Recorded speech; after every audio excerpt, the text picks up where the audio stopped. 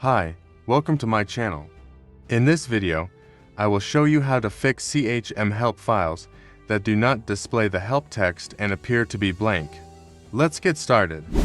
When downloading files from the internet, they can sometimes be flagged as insecure, which may lead to various issues when trying to access those files. This is particularly common with CHM files.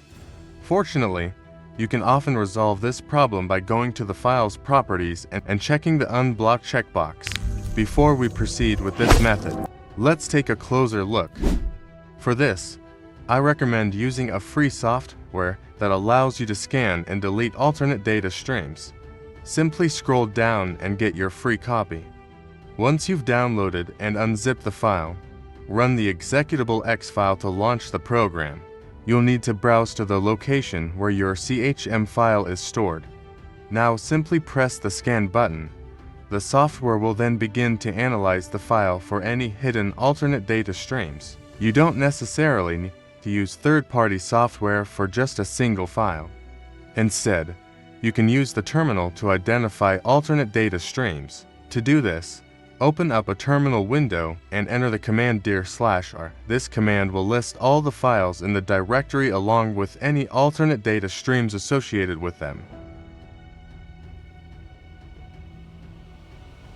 To delete the alternate data stream, you can utilize a built-in PowerShell command. First, press the plus icon to open up a PowerShell terminal. Next, navigate to the directory where your CHM file is located. Once you're in the correct location, use the command unblock file. This command will remove any security blocks that may be preventing the file from rendering the help text correctly.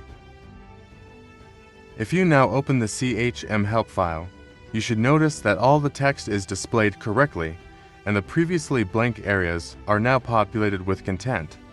If you check the file properties, you'll see that the unblock checkbox is no longer present, indicating that the file has been successfully unblocked and does not contain any alternate data streams.